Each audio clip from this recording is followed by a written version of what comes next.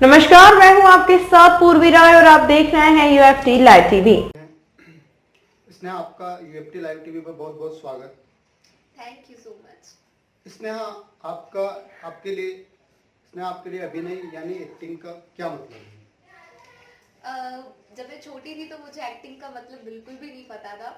मुझे बस इतना था कि हाँ, मुझे ना लोगों को एंटरटेन करने में बहुत मजा आता है यार। मैं जब भी स्टेज पर रहूँ तो लोग मुझे देखकर एंजॉय करें, एंटरटेन हो, चाहे वो डांस हो या कुछ भी हो। लेकिन अभी हमारे यहाँ पर जब छोटे छोटे प्रोग्राम होते थे तो सबसे पहले ये होता था, डांस प्रायोरिटी होती थी कि हाँ, एक डांस प्रोग्राम रखा है। संगीत भी होता था घर में तो डांस प्रोग्राम रखा है, या स्कूल में भी फंक्शन होता था तो डांस में पार्टिसिपेट करना था।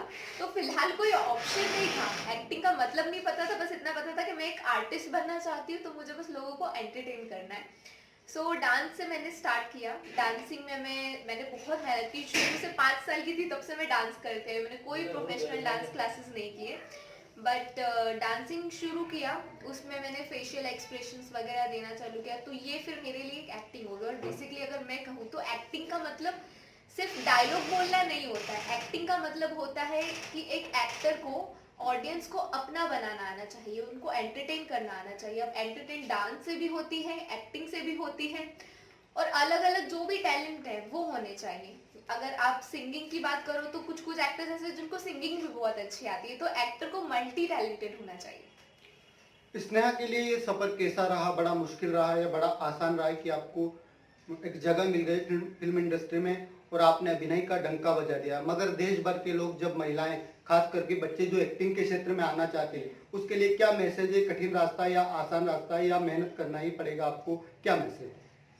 सफर तो कोई भी आसान नहीं होता है, हर सफर मुश्किल ही होता है। लेकिन अगर आप एक बार ठान लो कि आपको ये करना है, तो कितनी भी मुश्किल हो लेकिन आप वो सफर तय कर ही लेते हो।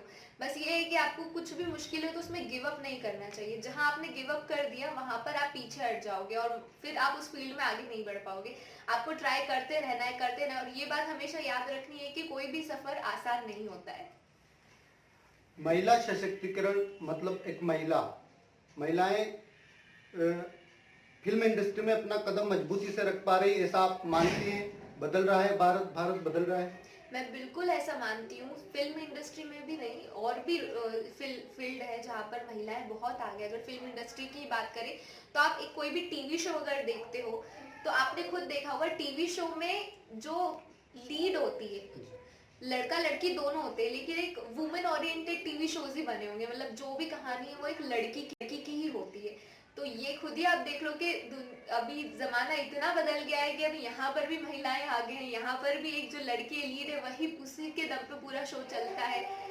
ऐसा नहीं है कि उसी के दम पे चल रहा है, पूरे इस पे चलता है। खैर, इतनी सारी यूनिट है, सबकी मेहनत अपने सब इतनी सारी मेहनत करते हैं तब जाकर एक सक्सेस शो बनता है।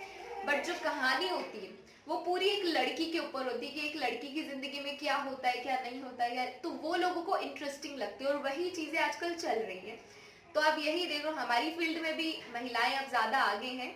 और सिर्फ हमारी फील्ड में ही नहीं, आजकल अगर गवर्नमेंट भी देखे तो गवर्नमेंट ने भी महिलाओं के लिए कितनी योजनाएं चलाई है। शिक्षा में अभी कितनी योजनाएं चला रही है महिलाएं के लिए, और महिलाओं को बहुत अब आगे गवर्नमेंट ने भी बढ़ाया है।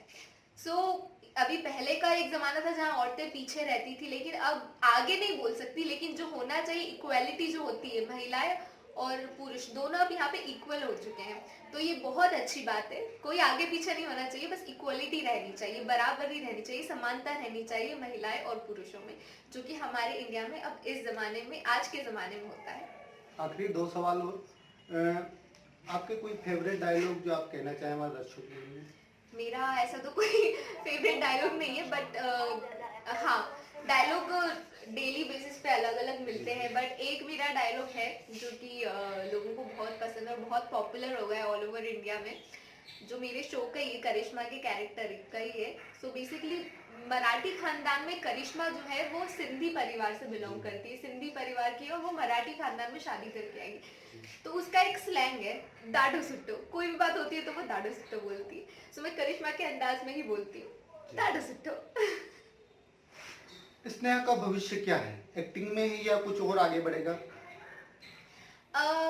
एक्टिंग अगर आप मैं बोलूँ कि मेरा भविष्य ऑब्वियसली अब तो एक्टिंग में ही है, लेकिन एक्टिंग में मैंने ऐसी फील्ड चुनी है जो कि बहुत डिफरेंट रास्ते मेरे लिए खोलती है। मैं एक एक्टर हूँ, बट बीइंग एन एक्टर मैं एज एन इन्फ्लुएंसर भी काम कर सकती हूँ, मैं एज अ डांसर भी काम कर सकती हूँ और एज अ मॉडल भी काम कर सकती हूँ। तो मेरी जो फील्ड है बहुत इंटरेस्टिंग है। ऐसा नहीं है कि यार एक जॉब करना है, करे जा रहे, नहीं।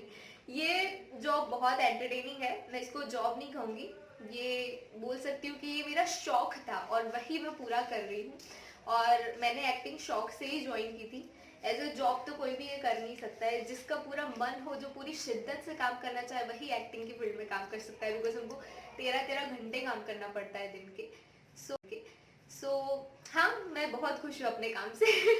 कभी कभी किरदार आप इस तरह से करते हैं कि पूरा एकदम उसमें ढल जाते हैं, फिर बड़ा मुश्किल होता है जब शाम को आप घर लौटते हैं शूटिंग के बाद, तो बड़ा मुश्किल होता है कि उस किरदार में वापस लौटना। देखिए, मेरे साथ तो बिल्कुल ऐसा नहीं है। मैंने बहुत अभी तो मैं करिश्मा का रोल कर रही हूँ जो कि काफ़ी चिल है, ऐसा कुछ नहीं है, लेकिन मैंने ऐसे भी रोल किए हैं जहाँ पर बहुत रोना धोना है और मुझे उस टाइम पर वो जो 12-13 घंटे जब मैं सेट पर होती हूँ, मुझे पूरा उस कैरेक्टर में रहना पड़ता है। मतलब जितना मैं ज़्यादा खुद को उस कैरेक्टर में इमेजिन करूँगी, उतनी अच्छी मैं एक्टिंग कर पाऊंगी। तो जब मैं स्क्रिप्ट पढ़ती हूँ, मैं पूरा उसको, मतलब मैं स्नेहा हुई है, मैं भूल जाती हूँ। जो कैरेक्टर लिखा है मेरे लिए, मैं वही मानती हूँ खुद को, तो मैं उसमें पूरा उतर के करती हूँ। लेकिन जैसे ही मेरा पैकअप हो जाता है, मैं सब कुछ भूल जाती हूँ, मैं वापस स्नेहा बन जाती हूँ। कुछ भी दिल पे नहीं लेना, क्योंकि आज आप पॉजिटिव रोल कर रहे हो, कल को आपको नेगेटिव रोल भी करना पड़ेगा।